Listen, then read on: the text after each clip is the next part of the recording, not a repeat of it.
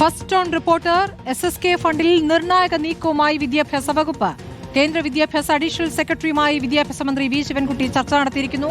Fund അനുവദിക്കണമെന്ന് വിദ്യാഭ്യാസ മന്ത്രി ആവശ്യപ്പെടാനാണ് തീരുമാനം.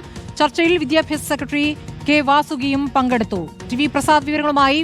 ടി.വി. പ്രസാദ്, SSK ഫണ്ട് സംസ്ഥാനങ്ങൾക്ക് അവകാശപ്പെട്ടതാണ്. അത് ചോദിച്ചെടുക്കാനുള്ള തീരുമാനത്തിലേക്കാണോ പോകുന്നത്? എന്താണ് അറിയാനാകുന്നത്? സ്മൃതി, നമുക്കറിയാവുന്നതുപോലെ PM ശ്രീ പദ്ധതി മരവിപ്പിച്ചു എന്ന കത്ത് കേന്ദ്ര സർക്കാരിന് കിട്ടുന്നതിന് മുമ്പ് തന്നെ SSKയുടെ അനുവദിക്കാനിരുന്ന ഫണ്ട് തടഞ്ഞുവെക്കുന്ന നീക്കവുമായിട്ടാണ് കേന്ദ്ര സർക്കാർ മുന്നോട്ട് പോകുന്നത്. അങ്ങനെ ചെയ്യാൻ പാടില്ല, അത് അനുവദിക്കണം എന്നാവശ്യപ്പെട്ടുകൊണ്ടാണ് ഇന്നിപ്പോൾ പി ശിവൻകുട്ടി തന്നെ വിദ്യാഭ്യാസ വകുപ്പ് സെക്രട്ടറി വാസുകിയുടെ സാന്നിധ്യത്തിൽ കേന്ദ്ര വിദ്യാഭ്യാസ വകുപ്പ് ഉന്നത ഉദ്യോഗസ്ഥരുമായി ചർച്ച നടത്തിയത്. ഏറ്റവും പ്രധാനപ്പെട്ട നീക്കം തന്നെയാണിത്.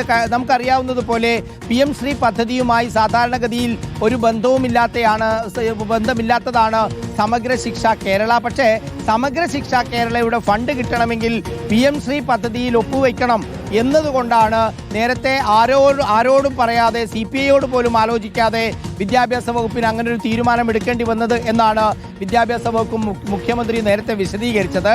എന്നാൽ SSKയുടെ ഫണ്ട് ഒപ്പിട്ട സമയത്ത് കൊടുക്കാനുള്ള നീക്കങ്ങളുമായി കേന്ദ്ര സർക്കാർ പോയിരുന്നു. പക്ഷേ അത് തടഞ്ഞു വെച്ചു എന്ന വിവരമാണ് ഇപ്പോൾ പുറത്തേക്ക് വരുന്നത്. ആ ഫണ്ട് റിലീസ് ചെയ്യണം എന്നുള്ളതാണ് വിദ്യാഭ്യാസ വകുപ്പ് മന്ത്രി കേന്ദ്ര വിദ്യാഭ്യാസ വകുപ്പിനോട് ആവശ്യപ്പെടുന്നത്. 970 കോടി രൂപയാണ് സംസ്ഥാനത്തിന് കിട്ടാനുള്ളത്. സ്മൃതി, അത് SSKയിൽ ആകെ വരുന്ന 7000 ജീവനക്കാരുടെ ശമ്പളത്തിന്റെ മാത്രം പ്രശ്നമല്ല. പ്രാഥമികമായി ചെയ്യേണ്ട ഒരുപാട് കാര്യങ്ങൾ SSK ഫണ്ട് ഉപയോഗിച്ചാണ് ചെയ്യുന്നത്. അതിലേറ്റവും പ്രധാനം, സങ്കടം തോന്നുന്ന കാര്യം ഭിന്നശേഷി വിദ്യാർത്ഥികളുടെ കാര്യമാണ്. അവർക്ക് കൊടുക്കേണ്ട ഉപകരണങ്ങൾ ഉൾപ്പെടെയുള്ള എല്ലാ ചെലവുകളും ഈ SSK ഫണ്ടിൽ നിന്നാണ് കൊടുക്കേണ്ടത്. കടുത്ത സാമ്പത്തിക പ്രതിസന്ധിയിലാണ് സംസ്ഥാനമെന്ന് എല്ലാവർക്കും അറിയാവുന്ന കാര്യമാണ്. ഈ സാമ്പത്തിക പ്രതിസന്ധി മറികടക്കുന്നതിന് കൂടി വേണ്ടിയാണ് അന്ന് നയത്തിൽ നിന്ന് ഒളിച്ചോടിയിട്ടാണെങ്കിലും PM ശ്രീയിൽ ഒപ്പുവെക്കാനുള്ള ഒരു തീരുമാനം മുഖ്യമന്ത്രിയും വിദ്യാഭ്യാസ മന്ത്രിയും എടുക്കുകയും അങ്ങനെ ഒപ്പുവെക്കുകയും ചെയ്ത് ഒപ്പുവെച്ചതിന് പിന്നാലെ SSK ഫണ്ട് കിട്ടുമെന്ന പ്രതീക്ഷയുണ്ടായിരുന്നു. അതിൻ്റെ ഫയൽ മൂവ്മെന്റ് അവിടെ തുടങ്ങിയതായിട്ടാണ് സംസ്ഥാനത്തെ വിദ്യാഭ്യാസ വകുപ്പിന് വിവരങ്ങൾ കിട്ടുകയും ചെയ്ത്. അതിൻ്റെ കൂടി ഭാഗമായിട്ടാണ് PM ശ്രീ പദ്ധതിയിൽ ഒപ്പിട്ടതിന് പിന്നാലെ സജീവമായ ഫയൽ നീക്കങ്ങൾ, സ്കൂളുകളുടെ പട്ടിക തയ്യാറാക്കൽ ഉൾപ്പെടെയുള്ള നടപടികളിലേക്ക് സംസ്ഥാനം കടന്നത്. അങ്ങനെ കടക്കുമ്പോൾ SSKയുടെ ഫണ്ട് ഉടൻ കിട്ടും എന്ന് തോന്നിപ്പിച്ച ഘട്ടത്തിലാണ് കേരളത്തിന്റെ കത്ത് കേന്ദ്രത്തിലേക്ക് പോയില്ലെങ്കിൽ കൂടിയും കേരളത്തിലെ വിവാദങ്ങൾ അറിയാവുന്ന കേന്ദ്ര വിദ്യാഭ്യാസ വകുപ്പ് ആ ഫണ്ട് തടഞ്ഞുവെച്ചു എന്ന വാർത്തകൾ വരുന്നത്. ആ ഫണ്ട് തടഞ്ഞുവെക്കരുത്, അത് കേരളത്തിന് അനുവദിക്കണം എന്നുള്ളതാണ് പി ശിവൻകുട്ടി. പ്രസാദ്, ഇപ്പോൾ ഇതിൽ കേരളത്തെ സംബന്ധിച്ച്, സംസ്ഥാന സർക്കാരിനെ സംബന്ധിച്ച് വരുന്ന ഒരു പ്രതിസന്ധി, ഇപ്പോൾ PM ശ്രീയിൽ ഞങ്ങൾ തൽക്കാലമില്ല, ഞങ്ങളിത് മരവിപ്പിക്കുന്നു എന്നൊരു കത്ത് ഇതൊക്കെ കൊടുക്കാൻ പോകുന്നു. ആ കത്തിനൊപ്പം തന്നെ SSKയുടെ ഫണ്ട് തരൂ എന്ന് ആവശ്യപ്പെടുകയും വേണം.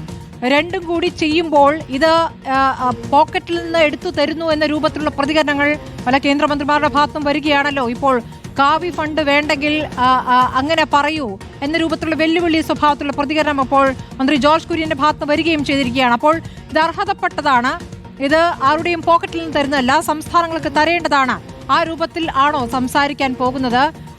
പ്രായോഗികമായ ചില പ്രതിസന്ധികളും ഈ വിഷയത്തിലുണ്ടല്ലോ പ്രസാദ്. സ്മൃതി, ഇത് ആദ്യത്തെ കൂടിക്കാഴ്ചയൊന്നും ആണെന്ന് തോന്നുന്നില്ല. ഇത് PM ശ്രീ പദ്ധതിക്ക് ശേഷമുള്ള കൂടിക്കാഴ്ചയാണ്. സംസ്ഥാനത്തിന് അർഹതപ്പെട്ട SSK ഫണ്ട് തരണമെന്ന് പല ഘട്ടങ്ങളിലായി സർക്കാരും വിദ്യാഭ്യാസ വകുപ്പും കേന്ദ്രത്തോട് ആവശ്യപ്പെട്ടതുമാണ്. പക്ഷേ അത് കേൾക്കാൻ കേന്ദ്രം തയ്യാറാകുന്നില്ല എന്നുള്ളതാണ്. സ്മൃതി പറഞ്ഞതാണ് ഇതിലെ പോയിന്റ്. അതായത് പ്രധാനമന്ത്രിയും അതുപോലെ തന്നെ മറ്റ് മന്ത്രിമാരും BJP നേതാക്കളുമെല്ലാം അവരുടെ എന്തോ പോക്കറ്റിൽ നിന്ന് എടുത്തു കൊടുക്കുന്ന, സർക്കാരിന് ചെയ്തു കൊടുക്കുന്ന ഒരു സേവനം പോലെയാണ് ഇതിനെ കാണുന്നത്. ഇത് സർക്കാരിൻ്റെ ബാധ്യതയാണ് സംസ്ഥാന സർക്കാരിന് അവരുടെ വിഹിതം കൊടുക്കുക എന്ന് പറയുന്നത്. 60% SSK ഫണ്ട് വഴി കേന്ദ്രം നൽകുകയും ചെയ്യേണ്ടത്. അതാണ് ഒരു പദ്ധതിയിൽ ഒപ്പിടാത്തതിൻ്റെ പേരിൽ തടഞ്ഞു വയ്ക്കുന്നത്. ആത്യന്തികമായി ഇവിടുത്തെ കുട്ടികൾക്ക് കിട്ടേണ്ട അവകാശങ്ങളാണ് കേന്ദ്രത്തിൻ്റെ ഈ നിലപാട് മൂലം നിഷേധിക്കപ്പെടുന്നത്. ഇതിനെതിരെയാണ് തമിഴ്നാട് അടക്കമുള്ള ചില സംസ്ഥാനങ്ങൾ കോടതിയെ സമീപിക്കുന്ന ഒരു സ്ഥിതിയും ഉണ്ടായത്. വലിയ തർക്കത്തിന് ഘട്ടത്തിലാണ്. നേരത്തെ തന്നെ സ്മൃതി നമുക്കറിയാം, നേരത്തെ ആരോഗ്യ വകുപ്പുമായി ബന്ധപ്പെട്ട് ആരോഗ്യ വകുപ്പിൽ NHMന്റെ ഫണ്ട് കിട്ടാത്തൊരു സ്ഥിതി വന്നു. എല്ലാ പദ്ധതികളും അവതാളത്തിലായി. മരുന്ന് വാങ്ങാൻ പോലും പണമില്ലാത്ത രീതിയിലേക്ക് കേരളത്തിന്റെ ആരോഗ്യരംഗം മാറിയിരുന്നു. അത് നേരത്തെ വീണ ജോർജ് നിലപാടെടുത്തു. അങ്ങനെ കേന്ദ്രത്തിന്റെ ബ്രാൻഡിംഗ് നടപ്പിലാക്കാനാണെങ്കിൽ നമുക്ക് ഈ ഫണ്ട് ആവശ്യമില്ല എന്ന് പറഞ്ഞു. പക്ഷേ അതിന് പിന്നാലെ സംസ്ഥാനത്തെ ആരോഗ്യ വകുപ്പ് ശ്വാസം മുട്ടുന്ന നിലയുണ്ടായി. മരുന്ന് പോലും വാങ്ങിക്കാൻ പണമില്ലാത്ത ഘട്ടത്തിലാണ് ഒടുവിൽ ബ്രാൻഡിങ്ങിന് വേണ്ടി സമ്മതം കൊടുക്കുന്നത്. പിന്നീട് ബ്രാൻഡിംഗ് നടപ്പിലാക്കി. ആയുഷ്മാൻ ഭാരത്, ആയുഷ്മാൻ ഭവൻ എന്നൊക്കെ പറഞ്ഞ് എല്ലാ ആശുപത്രികളുടെ മുന്നിലും വലിയ ബോർഡുകളാണ് ഇപ്പോൾ സംസ്ഥാനത്ത് കാണാൻ പറ്റുന്നത്.